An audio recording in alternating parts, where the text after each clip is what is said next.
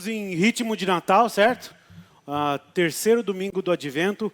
Aliás, eu quero desafiar vocês a baixar o esboço dessa palavra e também ir lá no boletim. Tem uma pastoral falando um pouquinho mais sobre o terceiro domingo do Advento, tá? Então, se você não tem o costume de olhar o boletim, tem muita coisa boa lá, artigos bons. Você pode seguir aqui o QR Code, ou se você tem o aplicativo da IBB, você pode ir lá também e clicar lá no boletim, tá bom?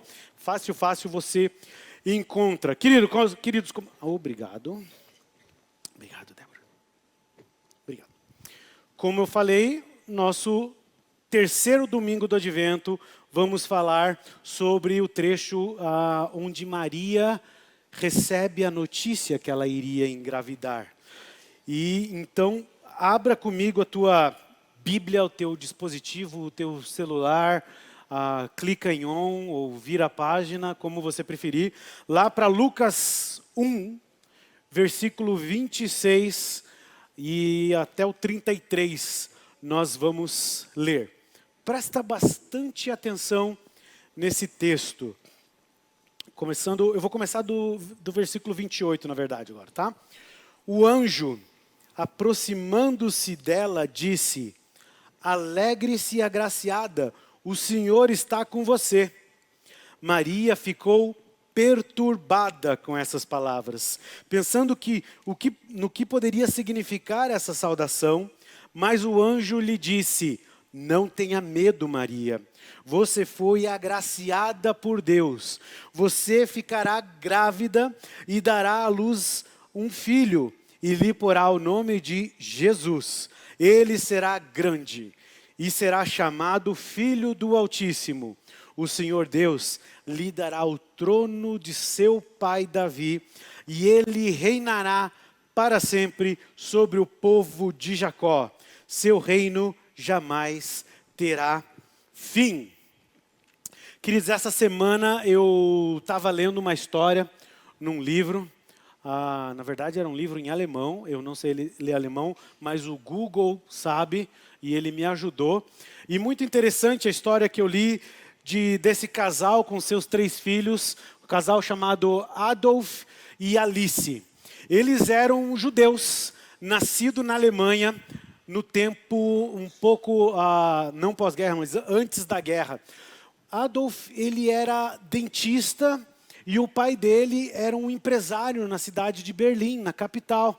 Só que em 1925, eles mudam para uma cidadezinha do interior, uma vila do interior, e lá ele coloca o seu consultório, ele começa a trabalhar com um amigo, com um sócio, e o Adolf conhece a filha desse sócio, que chama Alice. Ele acaba casando com a filha do sócio, ele herda o consultório, mas a vida deles começa a ficar meio transtornada, meio bagunçada, no dia que começa a crescer um negócio chamado antissemitismo. Você já ouviu isso?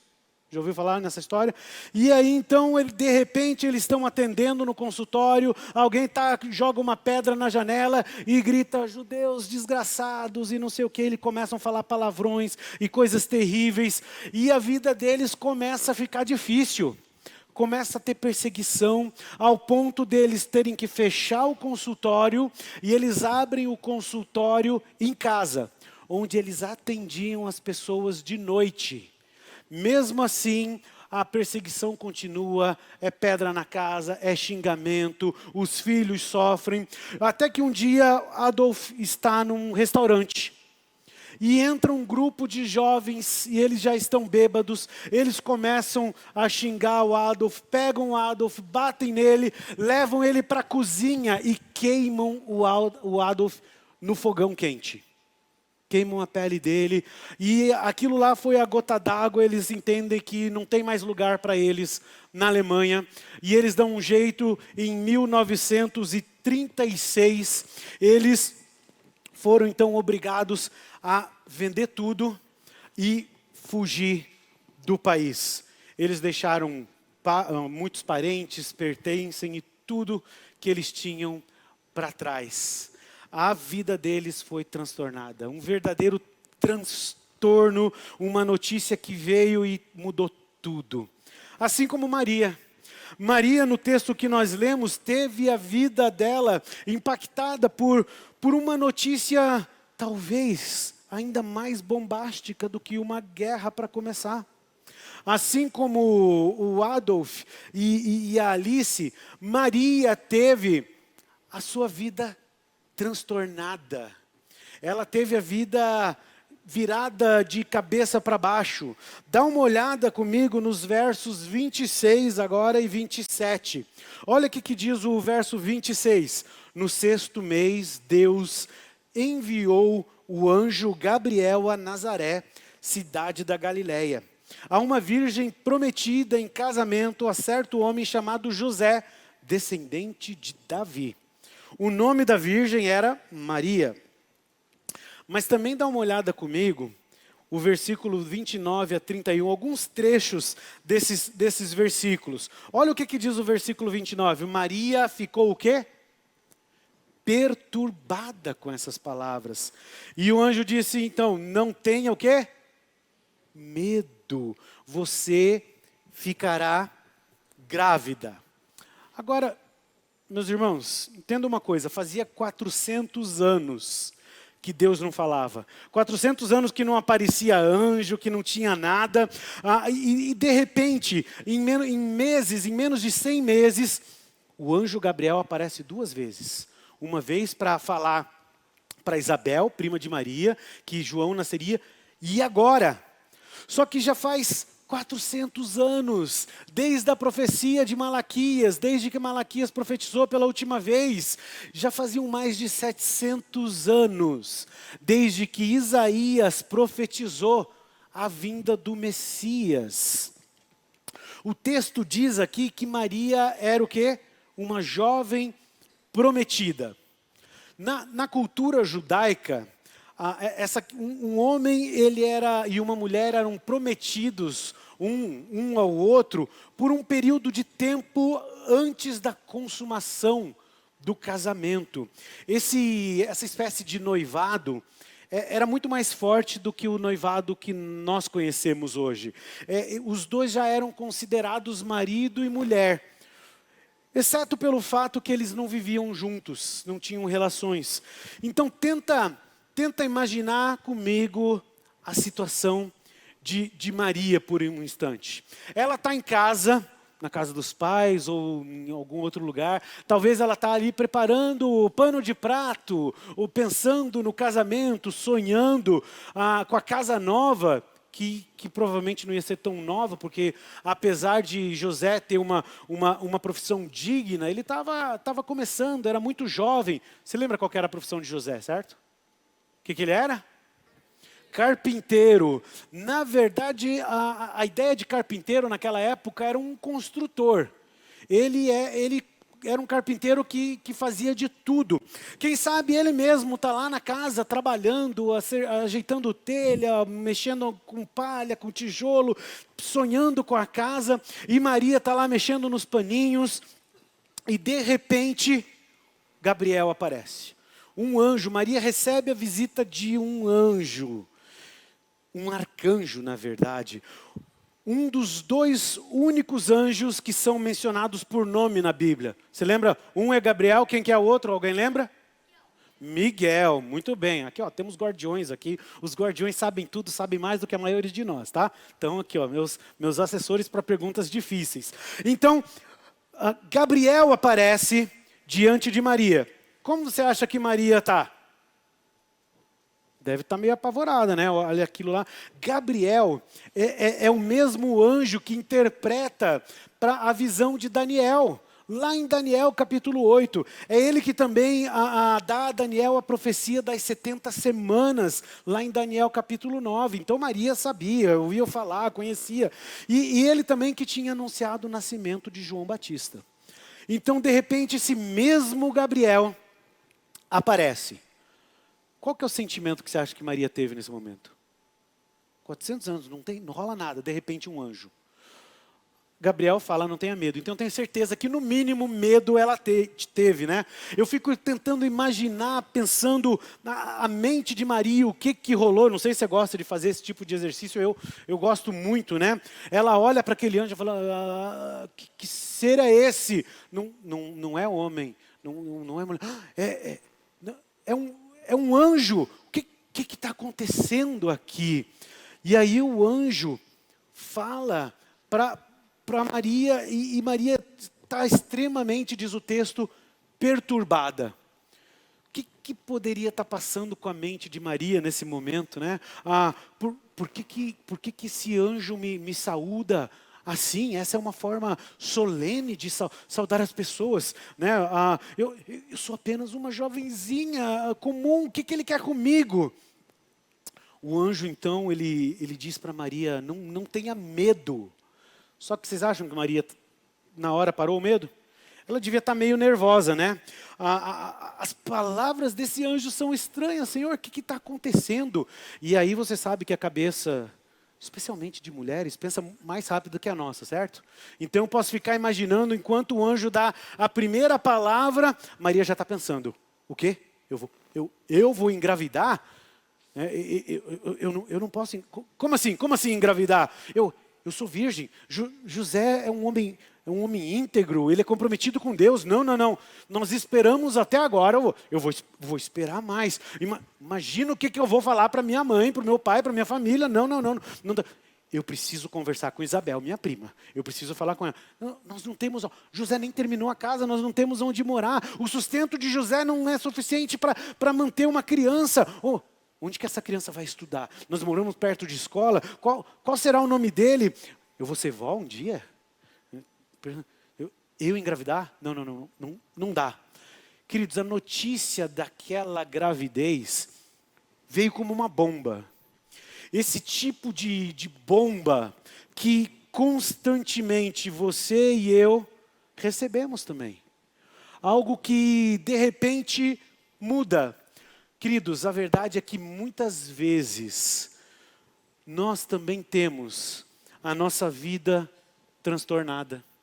As nossas vidas são transtornadas por notícias que nos surpreendem, isso muda a nossa vida. Assim como mudou a vida do Adolf e da Alice, que tiveram que fugir do seu país, onde eles tinham segurança, e começar tudo novamente. Alguns aqui eu tenho certeza que esse ano não foi fácil. Que tiveram talvez a surpresa de uma doença repentina que mudou tudo. Talvez aquele dinheiro que antes era gasto com entretenimento, agora vai para comprar remédios. Talvez o tempo de férias agora é gasto entre hospitais. Quem sabe a sua vida foi transtornada com a notícia da morte de um querido, de um cônjuge. Hoje de manhã o pastor Daniel e o obreiro João Moresca estavam fazendo o funeral, o culto fúnebre de um irmão aqui da igreja. De repente, talvez a sua vida foi transtornada quando o teu filho chegou para você e falou, mãe, pai, é o seguinte, eu estou deixando a igreja, eu estou me declarando um ateu, eu não quero mais essa vida. Talvez você esteja enfrentando algum tipo de luta que você jamais pensou que iria passar. O emprego perdido depois de anos e anos na firma. Quem sabe a morte de um cônjuge. O filho diagnosticado com alguma síndrome, ou até mesmo um amigo que te abandonou. Queridos, a verdade é que por vezes nossas vidas são transtornadas de maneira inesperada, com a notícia que vem como essa bomba, e essa bomba nos enche de medo, nos deixa perplexos, nos deixa cheio de ansiedade. Você já passou por algo assim? Você conhece alguém que talvez hoje está passando por esse momento? Maria experimentou esse medo. Ela estava, como diz aqui no texto, perturbada. Porém, aquele medo e as dúvidas, graças a Deus que o texto continua, né? E a gente vê isso, que essas dúvidas se transformam em dependência em Deus. Quando Maria finalmente entende o propósito do porquê a sua vida seria transtornada daquela maneira. A vida transtornada de Maria fez com que a humanidade fosse transformada. Vou repetir, a vida transtornada de Maria fez com que a humanidade fosse transformada. Apesar do medo, Maria estava com medo, mas ela continua ouvindo o que o anjo tem a dizer, e o anjo olha para ela e fala: Maria, você foi agraciada. Ou como diz o texto original lá na língua grega, foi altamente favorecida. Deus está te concedendo, Maria, uma honra para lá de especial. Você é a receptora especial da graça especial de Deus. Você será a mãe do Messias, Maria. Gabriel, então, nesse momento, ele cita 5 características desse Messias. E eu gosto de pensar no Gabriel, a gente ouviu a música aqui, olhando para Maria e falando: Maria, tu sabias? Maria, tu sabias que esse filho, ele será grande? Maria, tu sabias que ele será chamado de Filho do Altíssimo? É o mesmo termo usado no Cântico de Zacarias, lá no versículo 76, nesse mesmo texto aqui, desse mesmo capítulo. A Septuaginta, que é na verdade a versão grega do Antigo Testamento, você sabe que o Antigo Testamento era escrito em hebraico. A Septuaginta, então, ela traduz esse termo altíssimo, que é ipsis tu, ela traduz como Elion, no hebraico. Elion, talvez você já tenha escutado, né? É o Elion. Elion é um dos nomes do próprio Senhor, de Deus, no Antigo Testamento. Maria certamente entendeu essa referência, essa terminologia. O fato do seu bebê ser chamado de Filho do Altíssimo indicava igualdade com o Altíssimo, com o Yahweh. No pensamento judaico, queridos, o filho era uma cópia do seu pai. Se você conhece o meu filho, você sabe que eu acredito nisso, né? Ele é minha cópia ali, melhorada um pouco. Mas o filho, ele era frequentemente usado para se referir a alguém que possuía as qualidades do pai. A gente tem exemplos na Bíblia disso, por exemplo, lá no Salmo 89, tem a palavrinha perverso. Mas, no original, o texto diz filho da maldade, ou filho da perversidade. Então, o filho da maldade é quem? É o perverso. O filho do Altíssimo é quem? O próprio Altíssimo. Jesus é o filho do Altíssimo, ele é o Altíssimo. E o anjo continua: Maria, tu sabias que ele receberá o trono do seu pai Davi? Jesus, como descendente de Davi, queridos, ele vai se sentar no trono de Davi ainda. Lá em 2 Samuel e no Salmo 89, em outros lugares pela Bíblia, nós vemos muito isso. Deus prometeu algo e ainda vai se cumprir, mas isso é um assunto para a sala de aula, a gente vai chegar lá. Mas olha o que fala 2 Samuel 7, versículo 16. Não vai ser projetado, mas eu quero ler rapidinho aqui para você. Sua dinastia, o seu reino permanecerão para sempre diante de mim. O seu trono será estabelecido para sempre. Promessa de Deus a Davi. Tu disseste, o versículo 3, fiz aliança com o meu escolhido, jurei ao meu servo Davi, estabelecerei a tua linhagem para sempre e firmarei o teu trono por todas as gerações. O Salmo 89 também diz assim: manterei o meu amor por ele para sempre, e a minha aliança com ele jamais se quebrará. Afirmarei a sua linhagem para sempre, e o seu trono durará enquanto existirem os céus. Queridos, domingo passado, o pastor Silvado pregou, e se você estava aqui, você certamente vai lembrar. Ele usou uma ilustração, uma imagem de duas montanhas. Quem estava aqui? Lembra das duas montanhas? A primeira montanha, ele falou que é a vinda do Messias como servo sofredor para morrer na cruz, para nos salvar por causa da culpa dos nossos pecados, da pena dos nossos pecados. Lembra disso? O que era a segunda montanha? É Jesus vindo como rei, para julgar, aí para reinar. Então ele deixou isso muito claro. Aqui, o anjo Gabriel, ele está falando da segunda montanha. Ele está falando, como criam os judeus e como eu acredito que ainda está valendo, Jesus voltará e ele reinará para sempre. Amém? Você acredita nisso?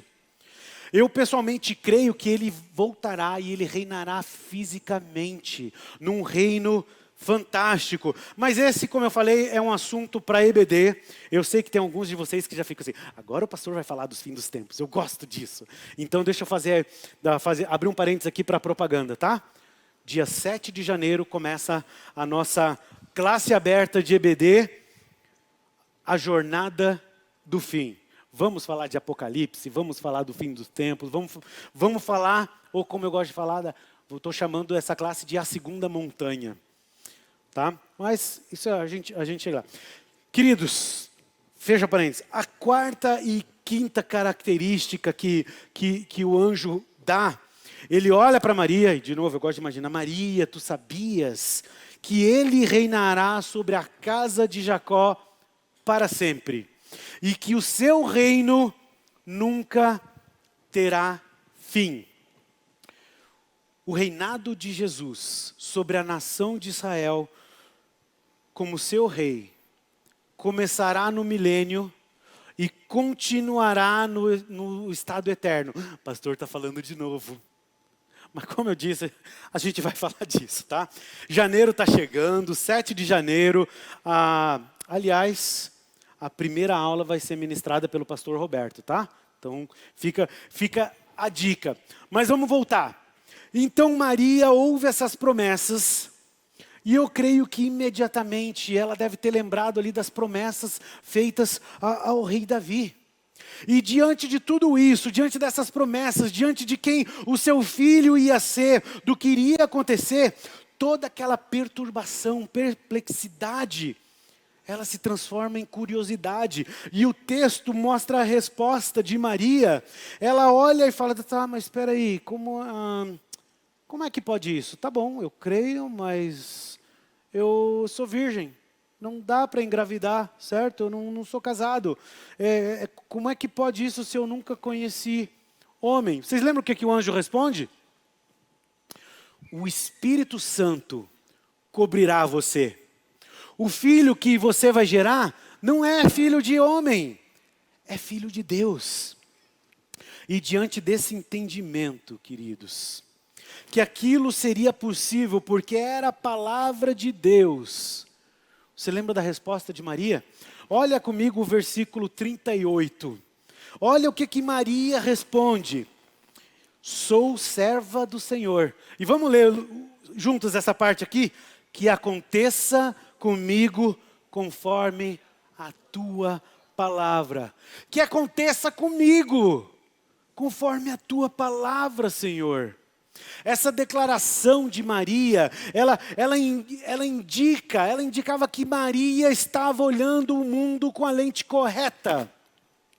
Ela olhava o mundo conforme a palavra de Deus e não conforme o que o mundo diz. Ela tinha o que nós chamamos hoje de uma cosmovisão bíblica, de uma cosmovisão correta. A conversão de Maria tinha acontecido em todos os níveis. Talvez você ache estranho, mas nível de conversão. Eu não estou falando aqui da conversão, de salvação, sou salvo. Mas estudiosos de cosmovisão, eles dizem que existem pelo menos 3 níveis da nossa conversão, no sentido de eu estou indo para um lado, eu sou alguém pecador, longe de Jesus, eu aceito Jesus, eu me converto. Agora eu estou indo para o outro, e eu começo essa caminhada, e começo a me aprofundar na minha salvação, que Paulo fala de exercitar a salvação. Eu quero falar para vocês rapidamente sobre esses 3 níveis de conversão, e a gente aí vai fazer um teste para ver aonde nós estamos. O primeiro nível é o nível do comportamento. Acredito que é o nível que a maioria de nós aqui já alcançou, né? Não, você não bebe, você não fuma, sabe se comportar como crente. Sabe aquele negócio, eu tenho até a língua de crente. Você cumprimenta o seu irmão, você fala, paz, meu irmão. Você não fala na sua firma, chegando, cumprimentando todo mundo com a paz, certo? Isso é linguagem de crente. Então você já tem o comportamento. Isso é fácil. O meu filho de 8 anos tem esse comportamento crente já.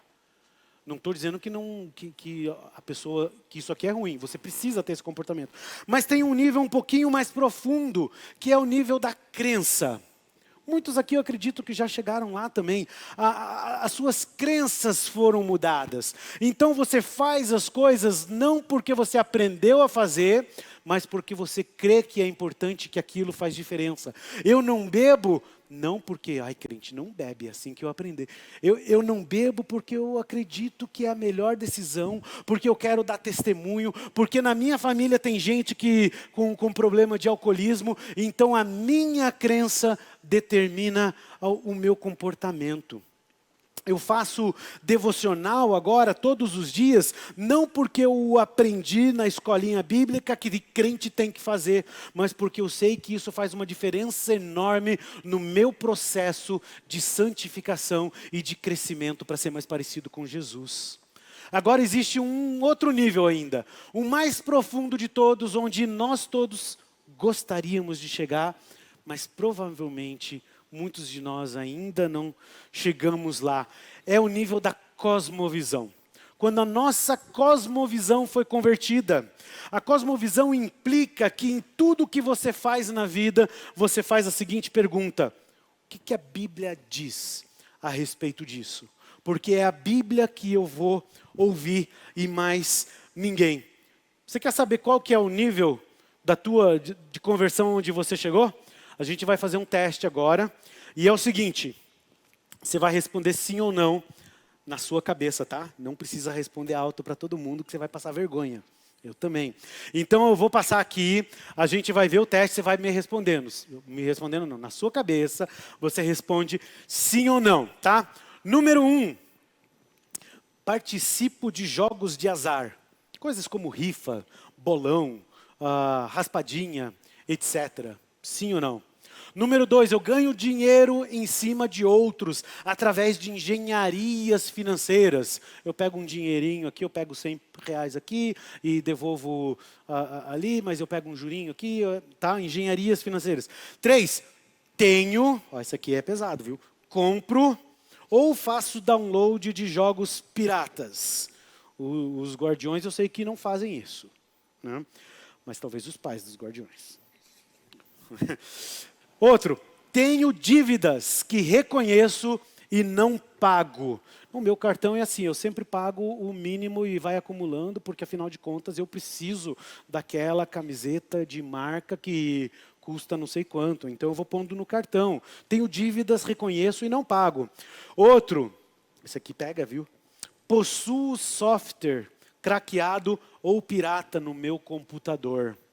Mas pastor, você não sabe quanto que está custando um Word, né? É caro pra caramba.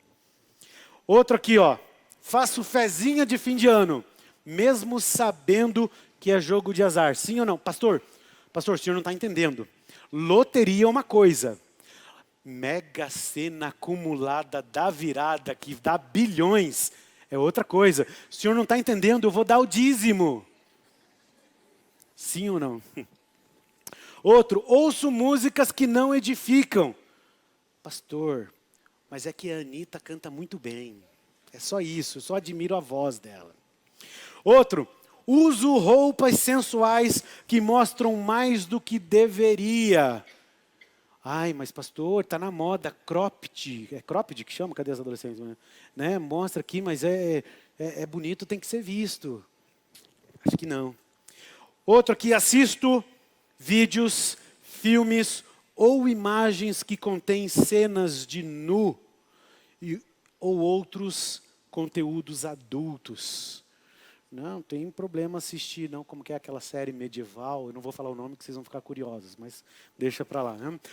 Outro aqui, esse aqui é bom, viu? Ouço ou faço comentários sobre a vida dos outros, ou como falaram para minha filha, eu não sou fofoqueiro, eu sou apenas uma produtora e distribuidora de biografias orais não autorizadas. Cosmovisão. Os últimos dois aqui. Não sou dizimista fiel e regular. Sim ou não? O último. Minto às vezes. Queridos, se por acaso você marcou sim para qualquer um desses itens, a tua cosmovisão pode estar sendo muito mais influenciada está mais de acordo com a nossa cultura e a época em que vivemos do que de acordo com a Bíblia. Talvez você precise de ajuda. Agora, se você marcou sim para mais de 3 itens aqui, você precisa trocar as suas lentes, a forma como você vê o mundo urgentemente. Você tem um jeito de ver o mundo mais guiado pelos seus próprios desejos do que pela palavra de Deus. Quem sabe é a hora de se matricular aqui no curso que a gente vai oferecer esse ano de Cosmovisão. Quem sabe você vai pedir ajuda para um dos pastores, para uns líderes, para caminhar com alguém. Talvez você vai começar a vir celebrando a restauração aqui segunda-feira. Eu tenho um problema de mentira e eu preciso me livrar disso. Restauração é transformação, que tem a ver com cosmovisão. Quem sabe é isso que você vai fazer. Queridos, Maria olhava para o mundo com as lentes corretas. Ela era muito nova, mas ela via via o mundo da forma que deveria ser visto. Ela se assustou, sim. Tudo bem se assustar. Ela se perturbou. Tudo bem ficar perplexo, perturbado, ter medo. O que não é tudo bem é dizer não para Deus. É falar, Deus, não se faça em mim como o Senhor quer. Porque ela disse sim. A sua vida, a vida dela naquele momento foi transtornada. A vida dela seria eternamente lembrada como a vida de uma pessoa que foi usada por Deus para ter a humanidade transformada. Você percebe isso? Da mesma forma hoje, queridos, as vidas transtornadas daqueles que têm Jesus geram vidas transformadas para a glória dele. Você acredita nisso? Assim como Maria foi bênção para a humanidade, todos que confiam em Deus e declaram, como ela declarou, Senhor, faça-se conforme a tua palavra. Todos que fazem isso têm em Cristo a certeza que assim como Romanos 8, 28 diz, todas as coisas cooperam para o bem daqueles que o quê? Que amam a Deus. Quem tem Jesus tem essa certeza. Talvez você não entenda hoje o porquê da sua história ser tão complicada. E queridos, posso ser bem sincero? Alguns de vocês nunca vão entender. Alguns de vocês não saberão o porquê. Assim como aquele casal que eu falei no início da mensagem, o Adolf e a Alice. Com eles foi assim. Sabe, eles fugiram em 1936 e vieram para o Brasil. Eles se estabeleceram numa pequena cidade chamada Curitiba. Conhecem? O filho mais velho deles se chamava Horst. Horst conheceu uma jovem brasileira crente, uma jovem chamada Luciana. Horst se casou com Luciana, eles tiveram 3 filhos, esses filhos tiveram filhos, então Horst e Luciana tiveram vários netos.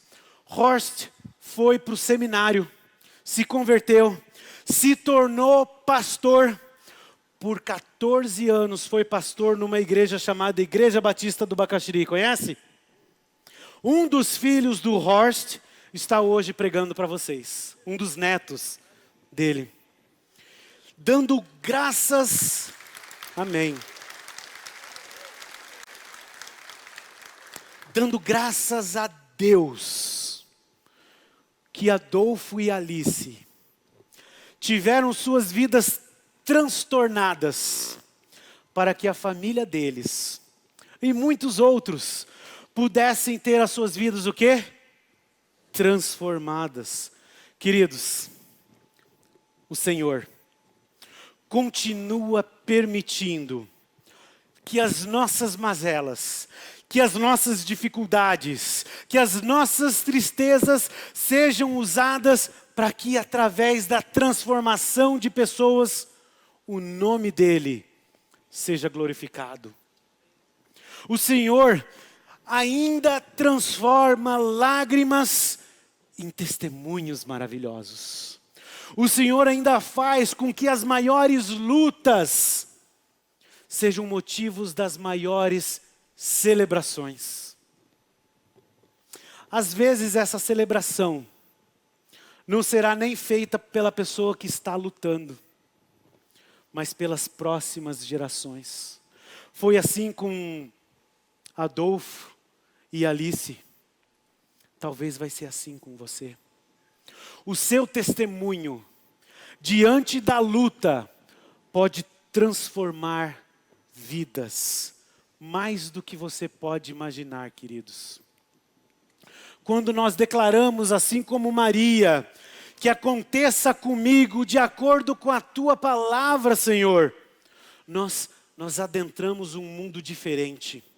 Um mundo que Deus nos convida a viver. Um mundo onde os transtornos da vida geram bênçãos sem medida. Um mundo onde a falta de recursos se transforma em vida de oração. Onde a doença resulta em dependência de Deus, em relacionamento com o Senhor. Onde as dificuldades viram perseverança. E as bombas que transtornam nossas vidas são usadas por Deus para transformar gerações. É assim que você quer viver? É nesse mundo que você quer habitar? É isso que você quer para você? Esse é o teu desejo? Realmente é? Eu quero pedir para você abaixar a tua cabeça, fechar os teus olhos. Se concentra agora em Deus. Pensa na tua vida, nas tuas dificuldades, nas coisas que você tem passado e como essas dificuldades podem se transformar em bênçãos para você, para a tua família, para a próxima geração. Eu quero desafiar você a declarar, assim como Maria declarou, que aconteça comigo de acordo com a tua palavra. É esse o teu desejo? Fala entre você e Deus. Senhor, que aconteça comigo de acordo com a tua palavra. Se o teu desejo, se o teu plano para mim é a dificuldade, é o transtorno, que aconteça comigo de acordo com a tua palavra. Mas, queridos, talvez a tua situação hoje seja diferente. A gente está conversando aqui, mas você ainda não tem um relacionamento com Jesus. E hoje você está entendendo que é somente Ele que pode mudar a tua vida e te dar as lentes corretas, a cosmovisão bíblica correta, cristã, que vai te levar para a eternidade. Eu quero fazer uma oração simples aqui. E se o teu desejo é fazer essa entrega total a Jesus, eu quero pedir que você faça essa oração comigo. E você vai dizer assim: Senhor, eu entrego a minha vida a Jesus.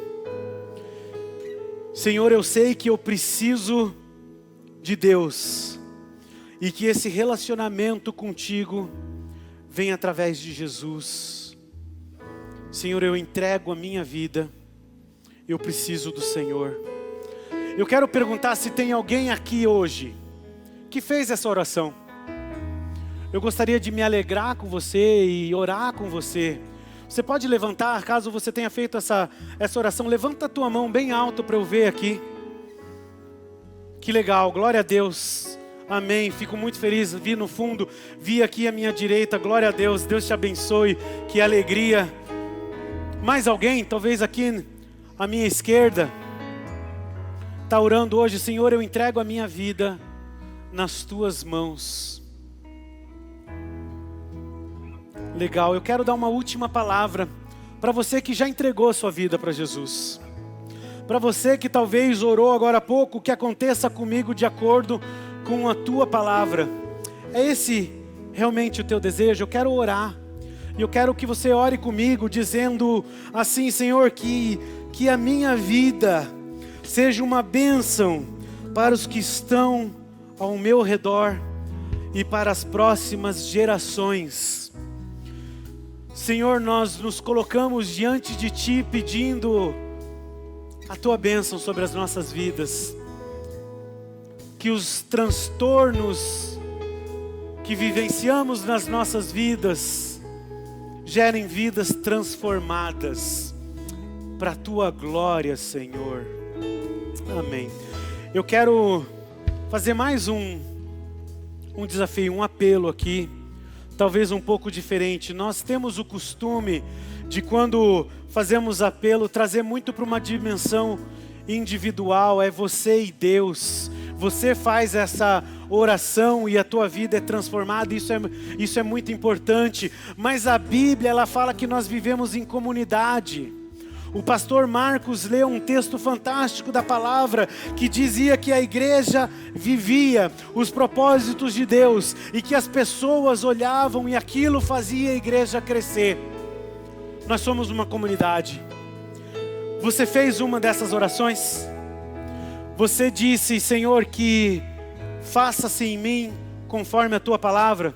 Eu quero pedir para você ficar em pé.